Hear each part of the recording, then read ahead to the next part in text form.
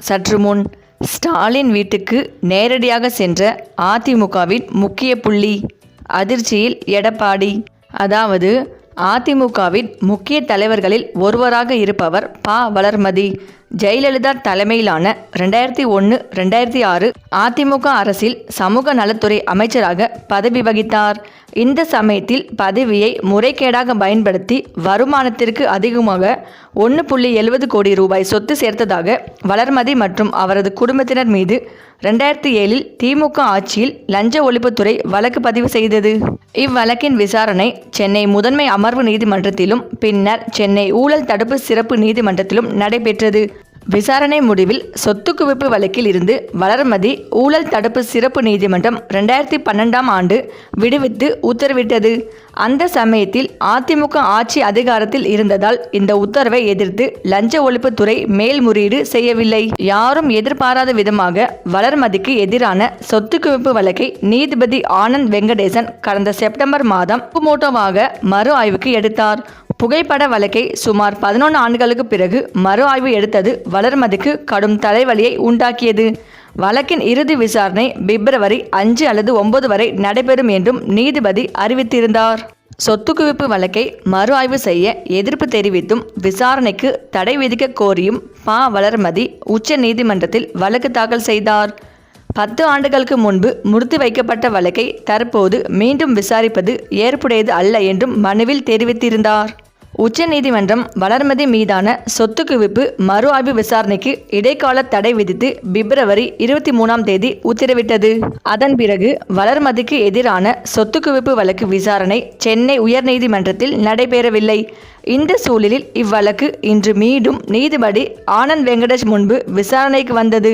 அப்போது உச்ச நீதிமன்றத்தில் மேல்முறையீடு நிலுவையில் இருப்பதால் வழக்கை வரும் செப்டம்பர் மாதம் 2ஆம் வாரத்திற்கு தள்ளி வைப்பதாக நீதிபதி அறிவித்தார்.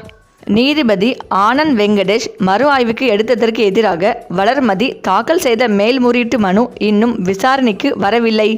அதுவரை உயர்நீதிமன்றம் விசாரிக்க இடைக்கால தடை தொடரும்.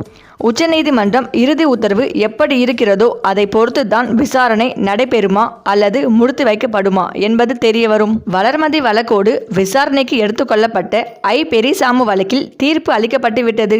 அமைச்சர்கள் தங்கம் தென்னரசு, சாத்தூர் ராமச்சந்திரன், OPS வழக்கில் லஞ்ச ஒழிப்புத்துறை வாதம் வைத்துவிட்டது. அதேபோல் பொன்முடி வழக்கின் விசாரணை ஜூலை 8ஆம் தேதிக்கு தள்ளி வைக்கப்பட்டுள்ளது என்பது குறிப்பிடத்தக்கது. இப்படிப்பட்ட நிலையில்தான் தமிழகத்திற்கு விரைவில் சட்டமன்ற தேர்தல் வர உள்ளது. இதனால் அதிமுகவின் முக்கிய புள்ளிகள் தொடர்ந்து திமுகவில் இணைந்து வருகிறார்கள். இதற்கு முக்கிய காரணம் அதிமுக பாஜக கூட்டணியை யாரும் விரும்பவில்லை. இது ஒரு காரணமாக சொல்லப்பட்டு வந்தாலும் அதிமுக முக்கிய புள்ளிகள் மீது உள்ள வழக்கின் காரணமாகவும் தொடர்ந்து அதிமுக புள்ளிகள் திமுகவில் இணைந்து வருவதாகவும் ஒரு தகவல் சொல்லப்பட்டு வருகிறது. அதன் பெயரிலே வளர்மதி விரைவில் திமுகவில் இணைய உள்ளதாகவும் தற்போது தகவல்கள் வெளிவந்து கொண்டிருக்கிறது. அது மட்டும் இல்லாமல் அன்வர் ராஜா மைத்ரேயன் பிறகு தற்போது வளர்மதி திமுகவில் இணைய உள்ளார். அதற்கேற்றாற்போல் அவர் திமுகவின் மூத்த அமைச்சரிடம் பேச்சுவார்த்தை நடத்தி இருக்கிறார். விரைவில் ஸ்டாலின் அவர்களை நேரில் சந்தித்து வளர்மதி திமுகவில் இணைவார் என்றும் எதிர்பார்க்கப்பட்டு வருகிறது. கடந்த சில மாதங்களாகவே இவர் வெளியில் தலை காட்டாமல் இருந்து வருகிறார்.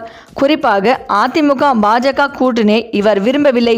எடப்பாடி கடந்த வருடத்தை போல் இல்லாமல் தற்போது தொடர்ந்து வளர்மதி ஓரங்கட்டி வருகிறார் என்ற குற்றச்சாட்டும் வைக்கப்பட்டு வருவதால் எடப்பாடி மீது கடும் அதிருப்தியில் இருப்பதால் வளர்மதி விரைவில் அதிமுக கட்சியில் இருந்து விலகி திமுகவில் இணைய உள்ளார். இந்த தகவல் ஒட்டுமொத்த அதிமுகவிற்கும் பேரதிர்ச்சிகளை கொடுத்து வருகிறது. சரி, இந்த வீடியோ பற்றிய உங்கள் கருத்துக்களை கமெண்ட்ல சொல்லுங்க. மேலும் இந்த வீடியோ உங்களுக்கு பிடித்திருந்தால் லைக் பண்ணுங்க, ஷேர் பண்ணுங்க, மறக்காம நம்ம சேனலை சப்ஸ்கிரைப் பண்ணிக்கோங்க. நன்றி.